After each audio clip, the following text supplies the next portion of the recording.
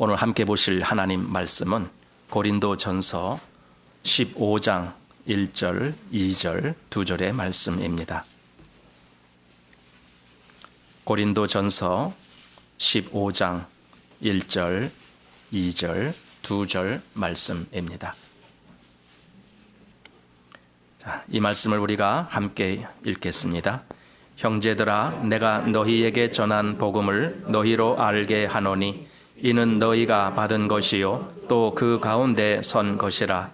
너희가 만일 나의 전한 그 말을 굳게 지키고 헛되이 믿지 아니하였으면 이로 말미암아 구원을 얻으리라.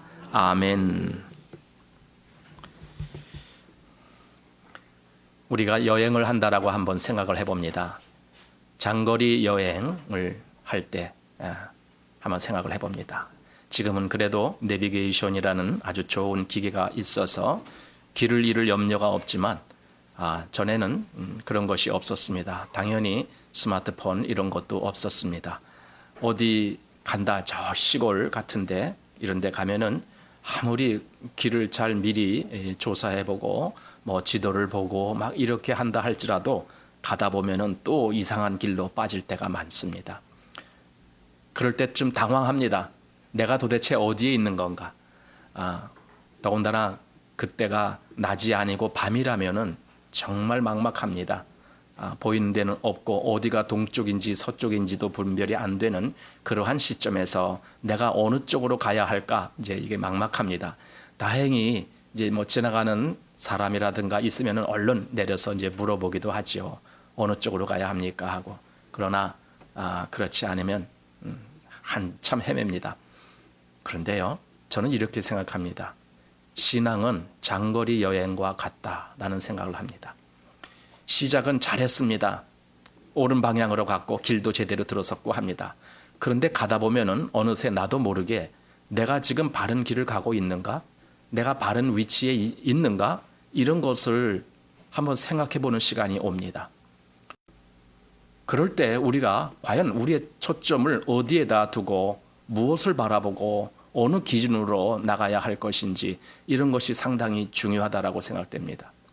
오늘 이제 우리가 나눌 말씀이 바로 그 말씀입니다. 우리의 믿음의 초점은 어디다 두는 것인가? 무엇을 믿는 믿음을 우리가 가져야 되는가? 특별히 이렇게 시시때때로 내 믿음의 정체성을 방황할 것 같은 그러한 시점에 도달되었을 때에 우리는 어떻게 해야 되는가라는 겁니다. 신앙이 뭔가 방황하는 것 같은 그런 느낌이 들 때도 있습니다. 내 신앙이 지금 어디에 있는가 이거 우리는 가끔 생각하잖아요. 그런데 그때 사실 잘 헤어나오지 못합니다. 왜 그러냐면은 내가 이 시점에서 내가 무엇을 어떻게 해야 여기서 나갈 수 있는지에 대한 그 방법을 모르기 때문에 그렇습니다. 사실 우리의 시작은 어떻게 됩니까? 우리의 신앙의 시작은 어떻게 시작을 했습니까? 무엇 때문에 우리의 신앙이 이렇게 시작이 됐습니까? 그것은 하나님의 말씀이고 성령께서 인도해 주시는 역사였습니다. 거기서부터 시작됐습니다. 그런데 어느새 신앙을 하다 보면은 그 바라보는 데를 놓쳐버립니다. 그리고 어디를 바라보느냐? 자기만 바라봅니다. 자기 위치, 자기가 지금 서 있는 이곳, 여기만 바라보느라고 정신없습니다. 그러면은 내가 바라봐야 될 그 대상을 놓치게 됩니다. 그래서 신앙이 방황을 합니다. 그럴 때 우리가 다시 하나님께 지혜를 구하고 하나님, 내 마음이 이렇게 이런 것을 놓쳐버렸습니다. 다시 이것을 회복하기를 원합니다. 하면서 내 마음이 다시 하나님 쪽을 향해야 됩니다. 그래야 우리의 신앙이 바른 길로 가게 됩니다. 자, 한번 생각해 보십시오. 만약에 한번 가정을 해보는 겁니다. 만약에 우리가 믿는 이 복음이 가짜라면, 만약에 내가 믿는 하나님이 가짜라면, 내가 믿는 그리스도 예수가 가짜라면 그러면 어떻게 될까? 내가 믿는 이 복음이 가짜라면, 내가 믿는 이 성경 말씀이 가짜라면 어떻게 될까? 요즘 가짜라는 말을 좀 자주 듣게 되는 것 같아요. 가짜 뉴스다, 그건 가짜 뉴스다, 이제 이런 얘기들이 많습니다. 사실 가짜라는 것은요, 가치가 없다라는 겁니다. 그리고 오히려 그것은 나를 속인다라는 겁니다. 그것 때문에 오히려 내가 더 손해를 보게 된다는 것입니다. 만약에 우리가 지금 말하는 이 하나님, 또 예수 그리스도, 또 성경 이런 것이 전부 가짜라면은 그럼 어떻게 될까? 사실 우리의 믿음이 방황하는 이유 중에 하나가 내가 믿는 이 대상, 즉 하나님, 또 예수 그리스도, 또 성령 하나님, 그리고 이 성경 말씀 이런 것이 진짜인지 가짜인지에 대한 이 분명한 것이 흐릿하게 됐을 때 우리 신앙도 흐릿하게 됩니다. 내가 믿는 이 대상이 진짜라면은 우리의 신앙이 흐릿할 수가 없어요. 내가 이 말씀을 진짜로 믿고 있다라면은 내 신앙이 이렇게 흐지부지할 수가 없어요. 그럼 내 신앙이 이렇게 가끔 가만히 정체되어 있는 이유는 내가 믿는 이 하나님, 내가 믿는 이 말씀을 진짜라고 믿지 못하기 때문에 그런 거예요. 자, 이때 우리는 다시 한번 이 생각을 해봐야 됩니다. 과연 이것이 진짜인가? 내가 들은 이 복음이 진짜인가? 이 성경이 증거하는 이 말씀이 진짜인가? 성경에서 하나님 말씀을 기록했고 성경에서 예수 그리스도를 나타내고 있는데 이것이 진짜인가? 그래서 결론으로 진짜다. 그게 진짜다라고 결론이 나면은 그 다음에 내 믿음은 확 바뀌어야 됩니다. 이것을 진짜라고 그렇게 알았는데도 불구하고 내가 이것을 믿지 못한다라면은 나는 매우 거짓된 사람입니다. 자기 스스로에게. 믿음이 흐릿한 사람들은 분명히 그 생각을 해야 됩니다. 두 가지입니다. 이것이 정말 진짜인가? 그럼 나는 진짜 믿어야 될 거고 이것이 가짜인가? 그럼 나는 아예 싹 잊어버려야 되는 거예요. 바로 그래서 신앙은 이 분기점에서 분명한 선택을 해야 됩니다. 그래서 신앙은 흐지부지한 신앙이 있을 수가 없습니다. 그 흐지부지한 신앙은 뭔가 이 분별을 제대로 하질 않았기 때문에 그냥 적당히 이렇게 살려고 했기 때문에 그래서 아마 그런 일들이 일어나는 겁니다. 그러나 진짜라면 이건 확 달라지는 겁니다. 자, 우리 요한 1서를 보면은 요한 1서 5장 9절에 하나님이 증거하신다라는 말씀이 있어요.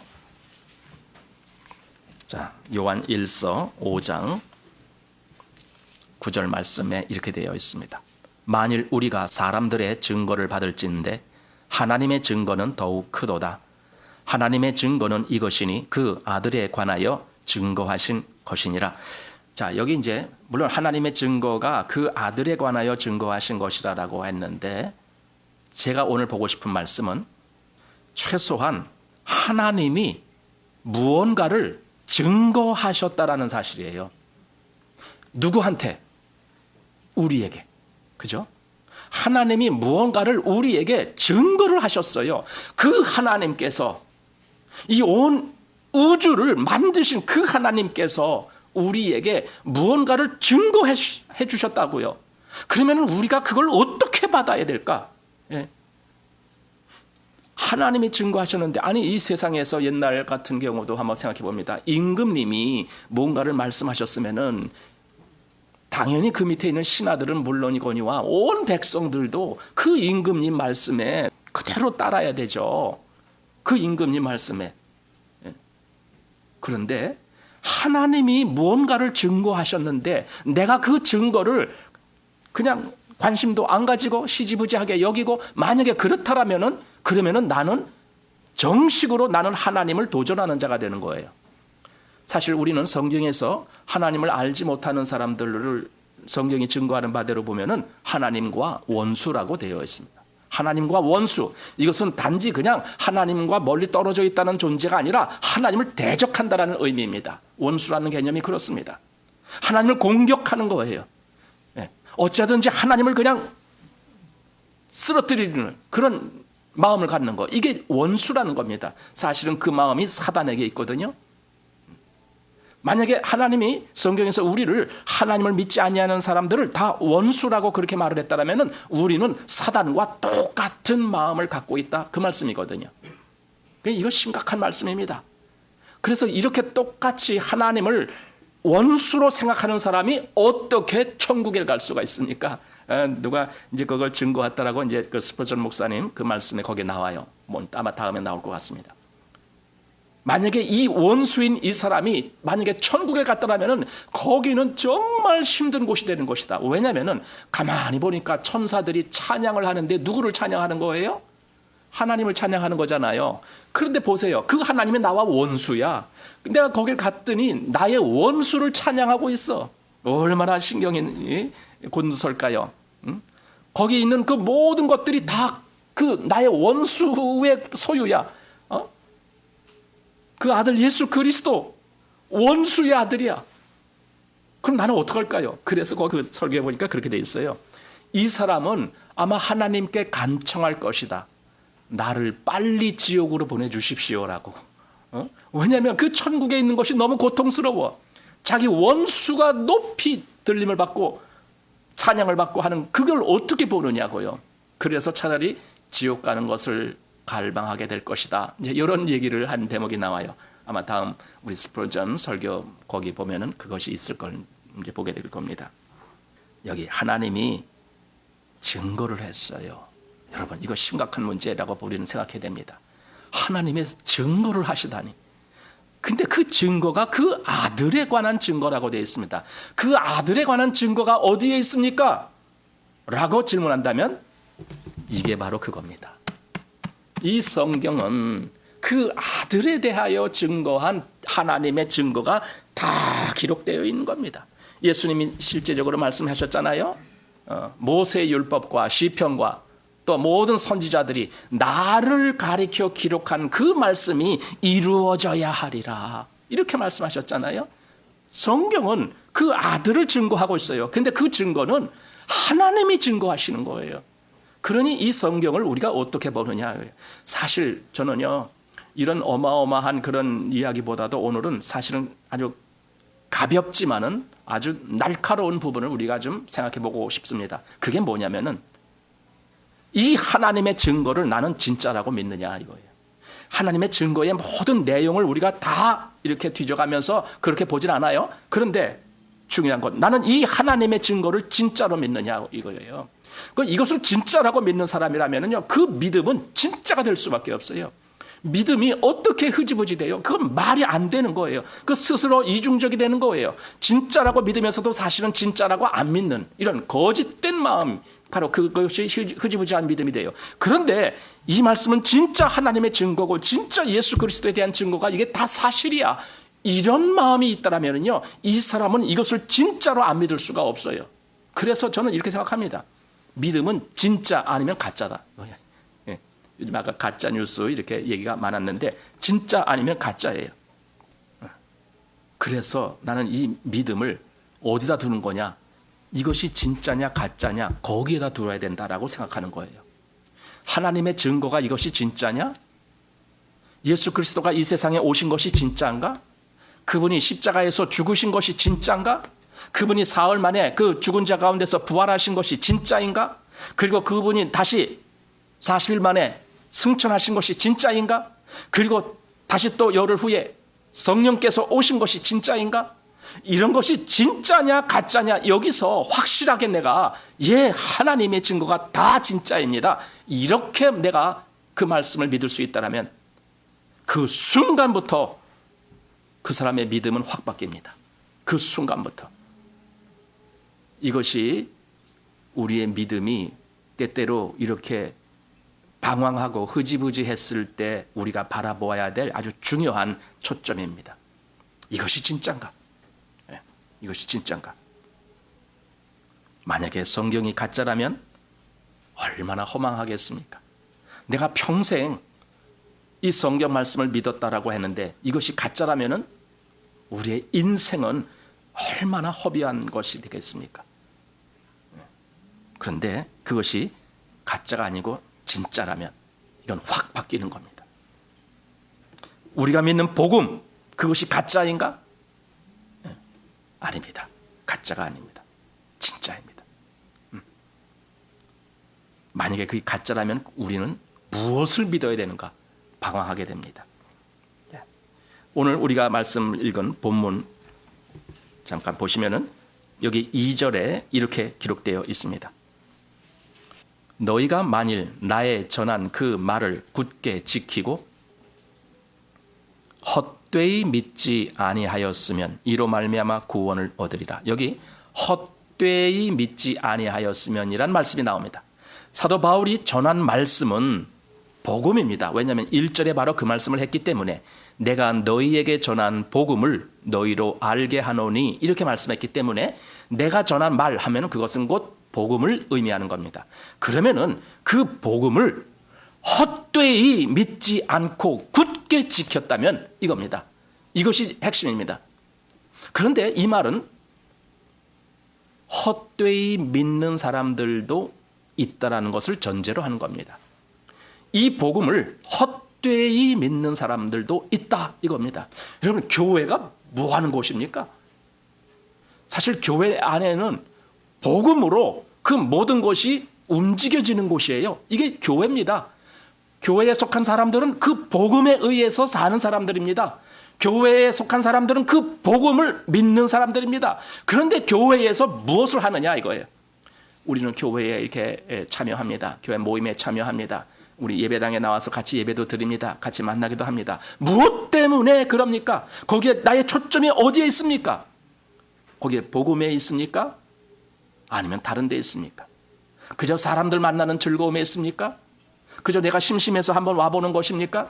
도대체 내 마음의 초점은 어디에 있습니까? 내가 정말 복음에 초점을 두고 있습니까? 그 복음을 여기 사도 바울이 말하듯이 이 말을 굳게 지키고 헛되이 믿지 아니하였으면 이로 말미암아 구원을 얻으리라. 자, 이게 믿음이라는 겁니다. 이렇게 믿은 사람은 구원을 얻는다 그 뜻입니다. 이것을 굳게 지키고 헛되이 믿지 아니하는 그 사람은 구원을 받는다 그 뜻입니다. 여러분, 그렇다면은 우리도 이것이 진짜라면은 사실 그래요. 내가 이것을 진짜라고 본다라면은요, 내가 헛되이 믿을 이유가 하나도 없어요. 아니, 이것이 진짜인데 내가 왜 헛되이 믿어? 사실 헛되이 믿는다는 말은 이것을 진짜로 보지 못하기 때문에 그렇다는 뜻입니다. 자, 이제 내가 전한 복음을 너희로 알게 하노니 이렇게 시작한 사도가 그 복음이 무엇인지 다시 3절부터 자세하게 설명을 해주는 대목이 나옵니다. 자, 3절 한번 보시기 바랍니다. 내가 받은 것을 먼저 너희에게 전하였노니 이는 성경대로 그리스도께서 우리 죄를 위하여 죽으시고 장사 지낸 바 되었다가 성경대로 사흘 만에 다시 살아나사 하면서 이제 쭉 설명이 이어집니다.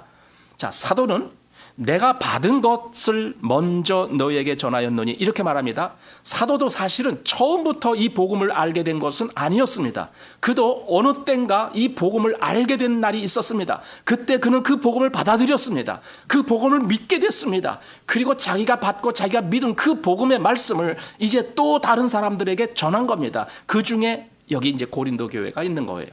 그래서 고린도 교회 성도들에게 그 복음을 전했다라는 겁니다. 그런데 그 내용이 무엇인가? 보십시오. 이는 성경대로 그리스도께서 우리 죄를 위하여 죽으시고 장사 지낸 바 되었다가 성경대로 사흘 만에 다시 살아나사 이겁니다. 성경대로, 여러분 계속 성경대로 그렇게 말한 이유가 무엇입니까? 아까 요한 1서의 말을 빌리자면은 하나님이 증거하신 대로 그 뜻입니다. 하나님이 증거하신 대로 그리스도께서 죽으시고 장사 지낸 바 되었다가, 그런데 그 앞에 우리 죄를 위하여 죽으시고 장사 지낸 바 되었다가, 그게 하나님의 증거대로예요. 그리고 그 다음에 성경대로, 즉 하나님의 증거대로 사흘 만에 다시 살아나사 이렇게 된 겁니다. 자, 어떻게 보면은요, 증거는 너무 단순하고 간단합니다. 어떤 사람들에게는 이것은 나와 상관이 없는 말씀 같다 이렇게 생각할 수도 있습니다. 왜냐하면 성경은 우리 죄를 위하여 그리스도께서 죽으셨다가 부활하셨다라고 되어 있는데, 우리 죄를 위하여 그렇게 하셨다고 했는데, 사실 우리 죄가 뭔지도 모르는데, 내 죄가 뭔지도 모르는데 그리스도가 이렇게 우리 죄를 위하여 죽으셨다가 사흘 만에 부활하셨다, 이게 나와 무슨 상관이야, 이렇게 생각되는 겁니다. 그래서 죄를 모르는 사람은 복음도 모르게 됩니다. 죄를 알지를 못하는 사람은 복음을 믿을 수가 없습니다. 그런데 성경은 처음부터 끝까지 우리 죄를 말씀해 주고 있습니다. 왜 그렇습니까? 이런 죄가 뭡니까? 죄는요, 하나님을 거역한 것이 죄예요. 죄는요, 하나님을 듣지 아니하는 것이 죄예요. 죄는요, 하나님을 믿지 아니하는 것이 죄예요. 죄는 하나님과의 관계의 문제입니다. 우리가 세상에서 도덕적인 관계로 누가 무슨 죄를 지었다 이런 말은 할 수 있어요. 예, 그건 세상에서 죄예요. 그러나 하나님 앞에서의 죄는 하나님과의 관계에 있습니다. 내가 하나님을 정말 들었는가? 하나님을 정말 신뢰했는가? 내가 하나님 말씀을 믿었는가? 그 말씀대로 따랐는가? 바로 여기서 죄의 문제가 갈라집니다. 내가 하나님을 정말 경외하는가? 내가 하나님을 정말 신뢰하고 있는가? 그게 믿음의 관건입니다. 그리고 죄의 기준입니다. 한마디로 내가 하나님을 믿지 아니하는 것, 바로 이것이 죄입니다. 그런데 성경은 예수님이 그 우리 죄를 위하여 죽으시고 장사 지낸 바 되었다가 사흘 만에 부활하셨다라고 되어 있습니다. 보십시오. 예수님이 죽으시고 장사 지낸 바 되고 부활하신 이유는 우리 죄 때문이라는 겁니다. 로마서 4장에 25절입니까? 거기 예수는 우리 범죄함을 인하여 내어줌이 되고 그랬죠. 또한 우리를 의롭다 하심을 위하여 살아나셨느니라 이렇게 되어 있죠. 죽으시고 살아나신 이유는 우리예요. 우리 때문에 그렇게 하신 거예요. 그러니까 성경이 그걸 우리에게 알려주고 말해주는 겁니다. 자, 그런데 사실 이런 얘기 너무 많이 들은 거 아닙니까? 문제는요, 그게 진짜일까? 성경이 그렇게 말씀했는데 그게 진짜일까? 예수가 우리 죄를 위하여 죽으시고 부활하셨다고 했는데 그게 진짜일까? 예, 한번 거기 질문 가져보십시오. 의문 한번 가져보십시오. 아직 그것이 진짜라고 못 믿어진 사람들은요, 거기에 의문 한번 가져봐야 됩니다. 이것이 진짜일까? 한번 따져보시기 바랍니다. 성경 말씀에 말한 그것 말고도 다른 모든 말씀들이 그게 진짜일까? 예, 따져보셔야 됩니다. 그리고 그것이 진짜라고 어느 날 결론이 된다면요, 그 진짜를 안 믿은 죄는 더 큰다는 걸 아셔야 됩니다. 자, 여기 3절부터 4절이 예수님이 우리를 위해서 하신 그 모든 역사, 그것을 복음이다 라고 그렇게 말씀했어요. 그런데요, 이제 12절로 한번 건너와 보십시오. 12절, 고린도전서 15장 12절입니다.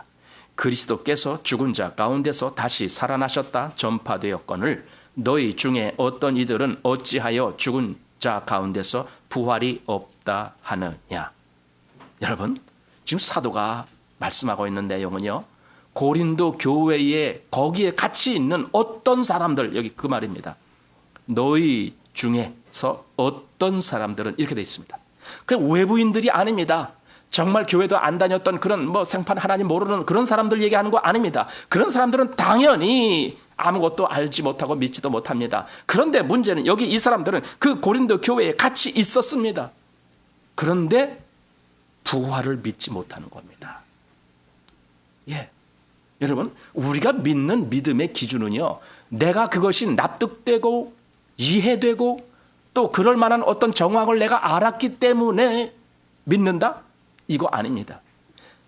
우리는요, 이것이 하나님의 증거이기 때문에 믿는 거예요. 하나님이 무엇을 증거하셨는데 그 아들에 대하여 증거하셨어요. 그럼 그 아들로 되어진 성경의 모든 증거의 기록이 그게 하나님의 증거이기 때문에 우리는 그걸 믿는 겁니다. 예수 그리스도가 우리 죄를 위하여 죽으셨다? 그걸 내가 어떻게 압니까? 내가 그걸 본 적도 없고 거기서 어떤 증거를 찾아낸 적도 없습니다. 어디 예루살렘 그 골고다 거기 가서 그 십자가 밑에 가서 아무리 유물을 발굴해 보십시오. 예수님이 내 죄를 위해서 죽었다라고 하는 그 어떤 것이 어디서 나오는가? 예, 우리는 그것 때문에 믿는 게 아닙니다. 하나님이 증거하시기를 그 예수 그리스도가 바로 우리 죄를 위해서 죽으신다라는 그 증거를 하셨기 때문에 믿는 겁니다. 하나님이 그 증거를 하신 거예요. 아들에 대해서. 예수는 우리 범죄함을 위하여 내어줌이 됐다. 이 말씀을 하시는 거예요. 그러니 당연히 우리가 그 말씀을 하나님의 증거로 받기 때문에 믿는 겁니다. 내가 이해되어서 믿는 것이 아닙니다. 하나님이 증거하셨기 때문에. 그런데 여기 그 어떤 사람들은 부활이 어떻게 있을 수가 있어? 그게 말이 돼? 이렇게 말합니다. 왜? 이해가 안 되니까. 그 사람들은 믿음의 기준을 자기한테 두고 있습니다. 자기가 납득이 되면 믿으려고 합니다. 하나님이 이렇게 증거하셨다. 그건 상관 안 합니다. 자기가 납득이 되면 믿어줄게. 이러고 있습니다.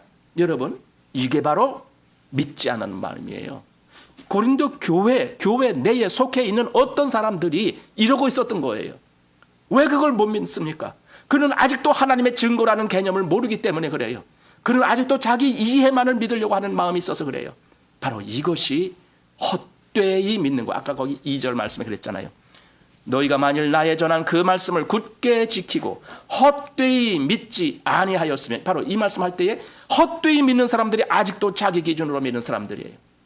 그건 믿음 아닙니다. 예, 믿음이 아닙니다. 자, 제가 왜 이 말씀을 드립니까? 오늘 우리는 우리의 믿음이 지금 어느 위치에 있는지를 한번 살펴보는 겁니다. 내가 진짜 믿고 있는가?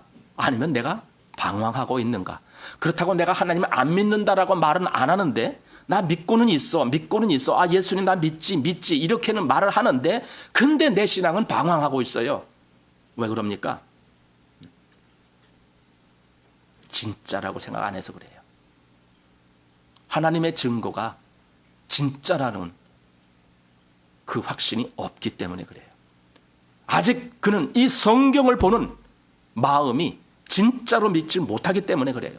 이 하나님의 증거의 말씀을 진짜로 믿지 못하기 때문에 그래요. 그러니 믿음이, 도대체 믿음이라는 것이 사실은요, 믿음 아니거든요, 그게. 근데 자기가 믿음이라고 얘기하니까, 그래, 그 믿음이라는 것이 얼마나 괴팍한가 이거예요. 기분대로 움직입니다. 오늘은 믿는 것 같다가 내일은 믿지 못하는 것 같다가 이럽니다. 이게 괴팍한 것이지 무엇입니까? 왜 그렇습니까? 이분은 아직도 이것이 하나님의 증거라는 확신을 못 갖기 때문에 그렇습니다. 이것이 진짜 하나님의 증거야. 이 확신이 없으니까 그저 자기가 적당히 납득되어지는 그 분량껏 믿으려고 하기 때문에 도대체 믿음이 나가질 못해요. 그냥 제자리에서 방황만 하고 있어요. 어제 있었던 자리, 그저께 있었던 자리 계속, 오늘도 내일도 그 자리에 계속 있습니다. 이것이 방황입니다. 이것이 정체된 겁니다. 정체됐다라는 것은요, 앞으로 나아가야 되는데 나가지 못하고 제자리에 있는 걸 말합니다. 이것이 정체된다, 이런 뜻입니다. 신앙이 정체되어 있습니다. 여러분, 이건 큰일입니다. 왜냐하면 잘못하면 그 사람은 여기 말한 대로 헛되이 믿는 사람이 될 수밖에 없기 때문에 그렇습니다. 그럴 때 정신 차려야 됩니다. 내 신앙이 왜 정체되어 있을까?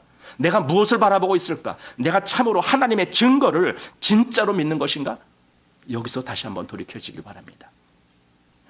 이 하나님의 증거가 진짜라는 사실을 분명히 믿을 수 있어야 됩니다. 자, 그래서 이제 오늘 아까 여기 본문 다음에 나오는 12절 말씀 읽었잖아요. 13절 말씀도 한번 보시기 바랍니다. 이제부터 한번 가정을 해보는 겁니다.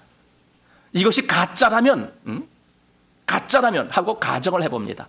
이 모든 것이 가짜라면, 자, 13절 보십시오.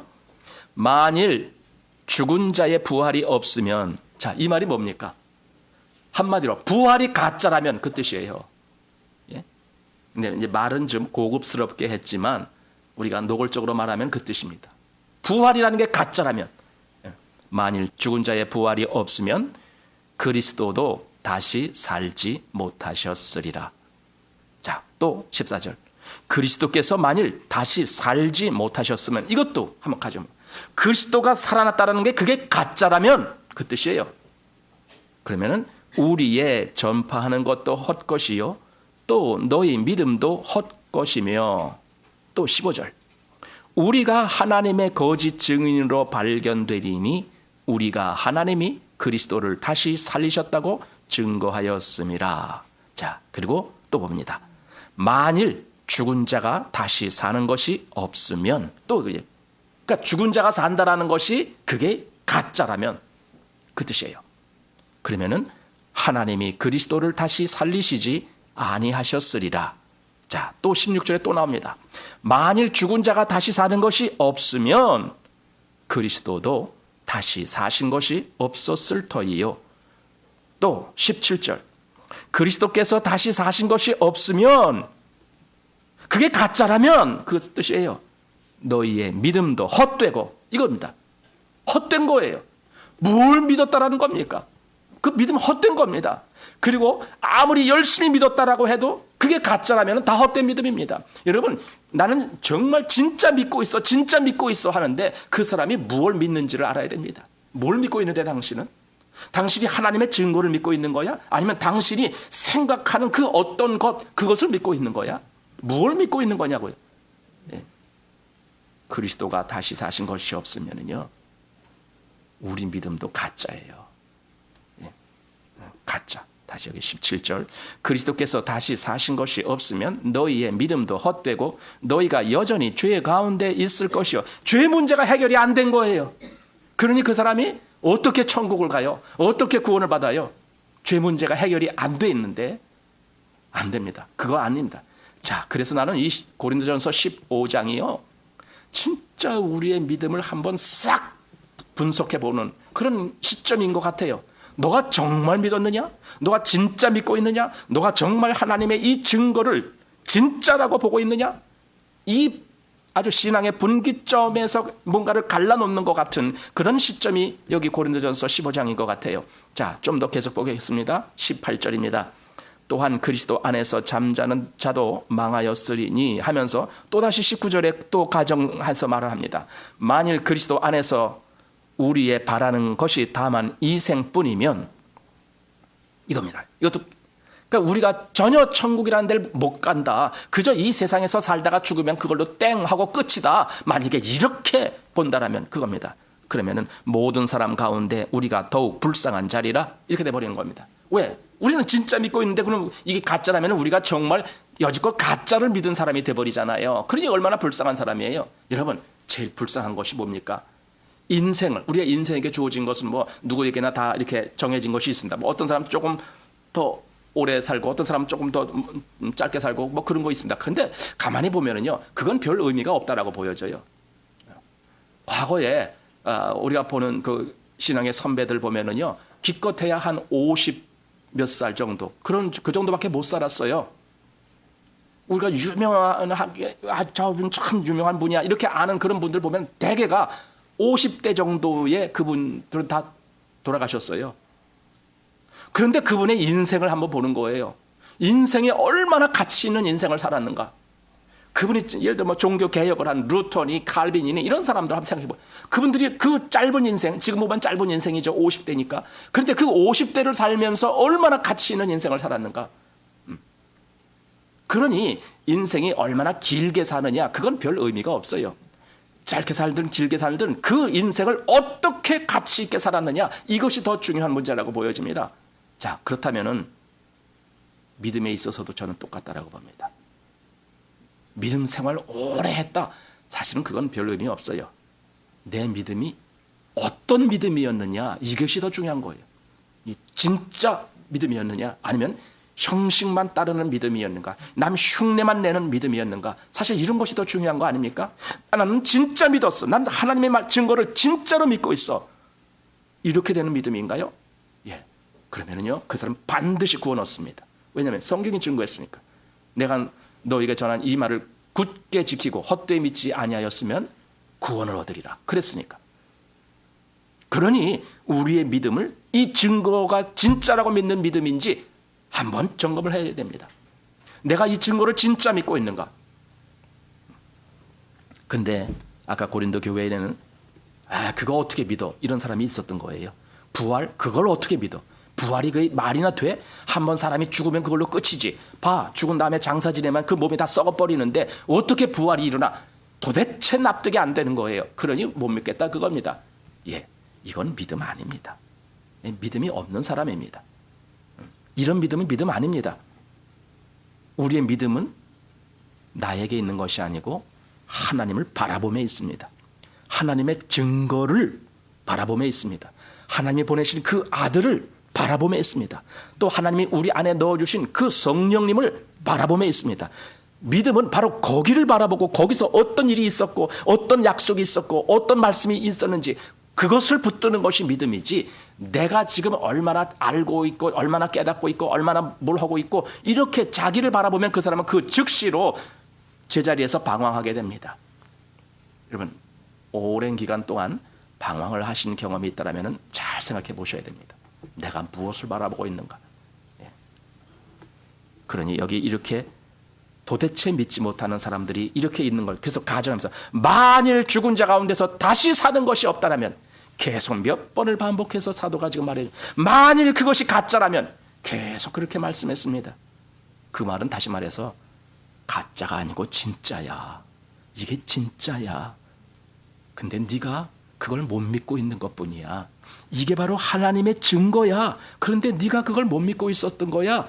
지금 이렇게 말씀하시는 거거든요. 그러니까 이렇게 이것이 모든 것이 뭐 가짜라면 이렇게 하다가 우리 20절 한번 보시기 바랍니다. 그러나 이제 나오는 거예요. 그러나 이제 그리스도께서 죽은 자 가운데서 다시 살아 잠자는 자들의 첫 열매가 되셨도다. 이게 진짜다. 지금 다시 말하는 거예요.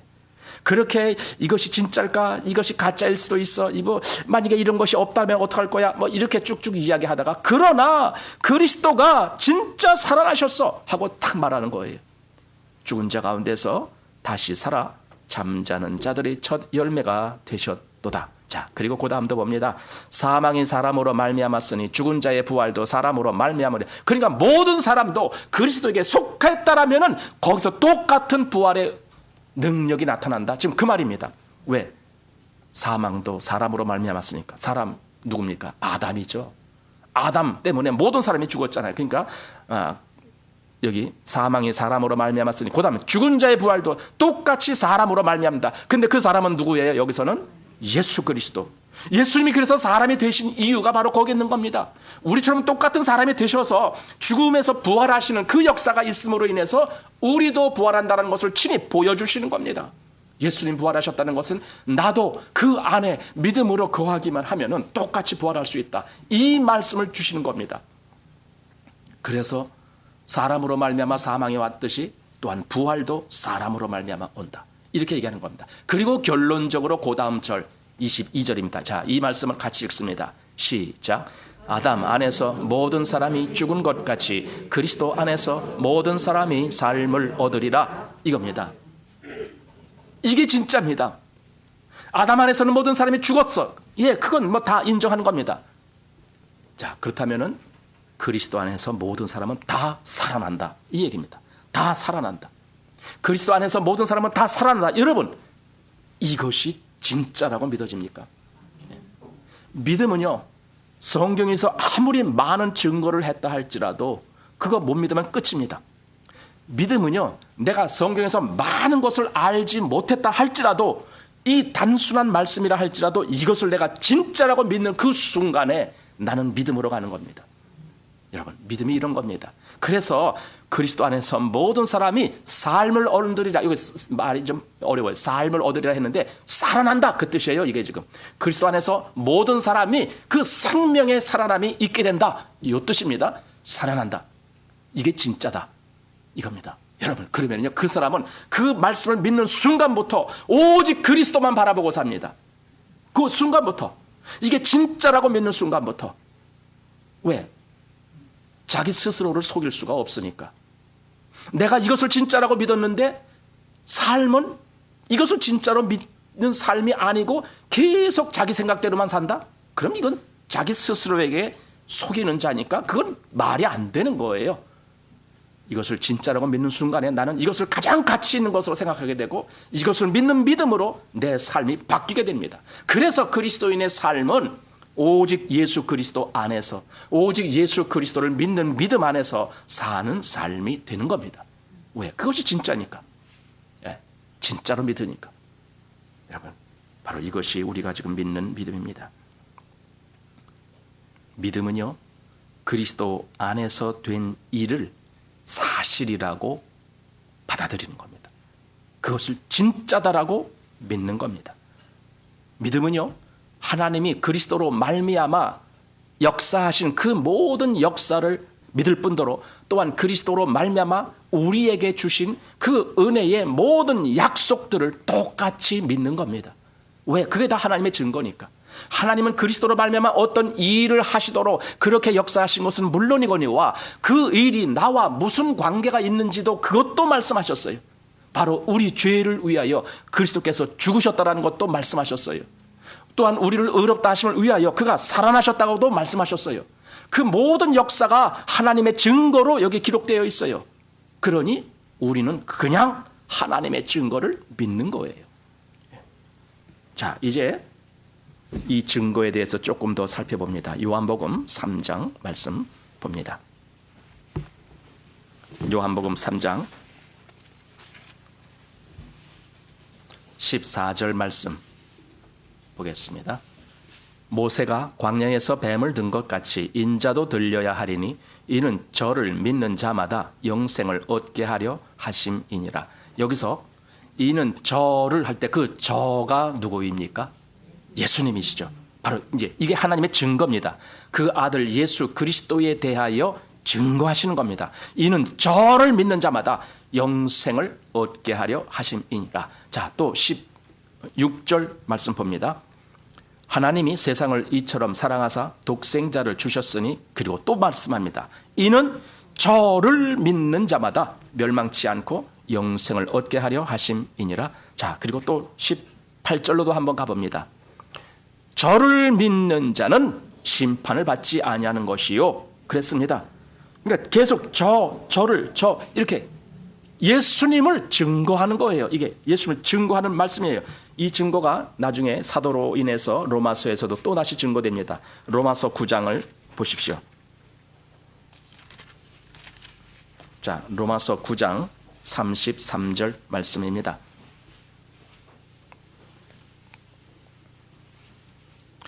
이 33절에는 이사야 말씀을 인용한 인용 대목이 나옵니다.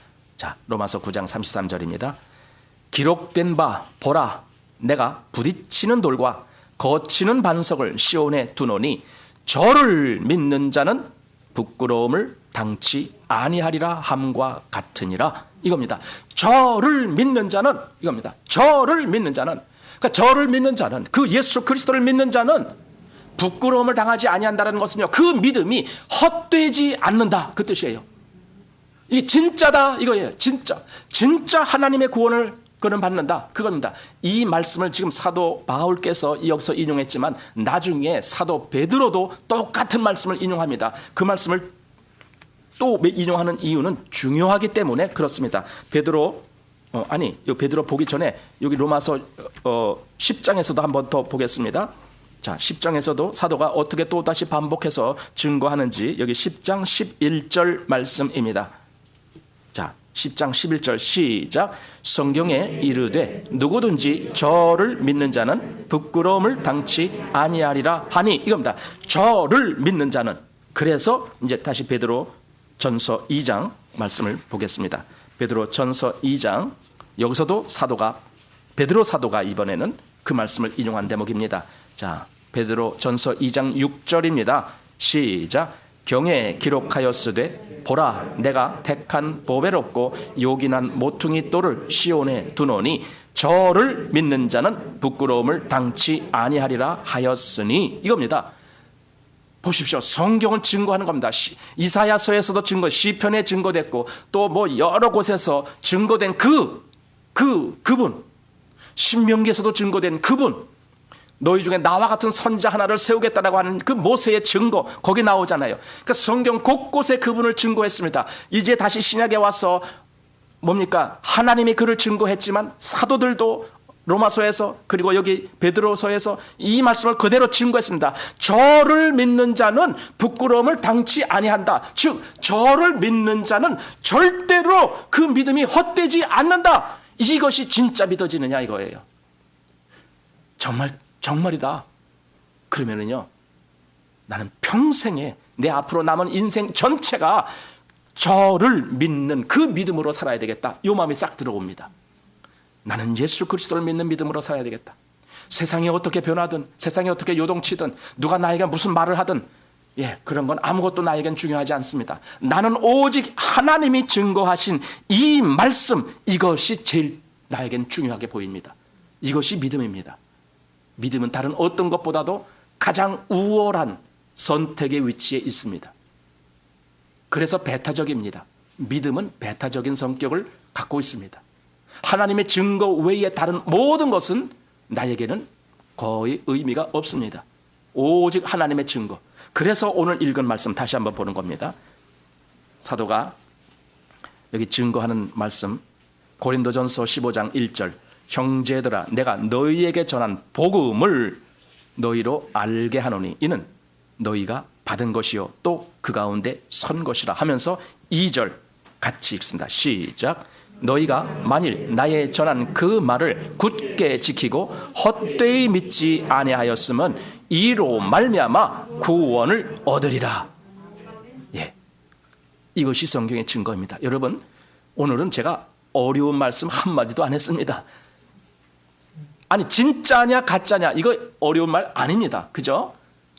진짜로 믿느냐 가짜로 믿느냐, 여기서 모든 것이 결정됩니다. 나는 우리 교회가 여기서 분명하게 결정되어지기를 원합니다. 믿음이 그냥 어디에 있는지 도대체 파악이 안 되는 거예요. 진짜 믿는 믿음인지 아니면 아예 떨어진 믿음인지 이게 파악이 안 되는 거예요. 여러분, 그 자리에서 빨리 탈피하셔야 됩니다. 진짜 믿는 믿음으로 가셔야 됩니다. 이 하나님의 증거, 난 이것을 진짜로 믿는다.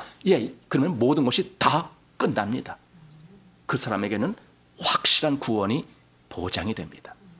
기도합니다. 오늘도 하나님의 이름을 찬송합니다. 우리에게 이 분명한 증거를 보여주시기 위하여 성경 말씀을 주시고 그 말씀을 통하여 예수 그리스도를 우리의 구주로 그렇게 알려주신 아버지, 그 말씀의 그 증거 때문에 우리가 예수 그리스도를 우리의 구주로 믿습니다. 하나님, 그리고 그 모든 약속, 믿는 자에게 임하는 그 모든 하나님의 은혜의 약속을 그대로 믿습니다. 하나님, 참으로 이러한 교회, 이 말씀의 증거를 그대로 믿는 그 교회가 바로 우리 교회가 되게 하여 주옵소서. 예수님 이름으로 기도하옵나이다. 아멘.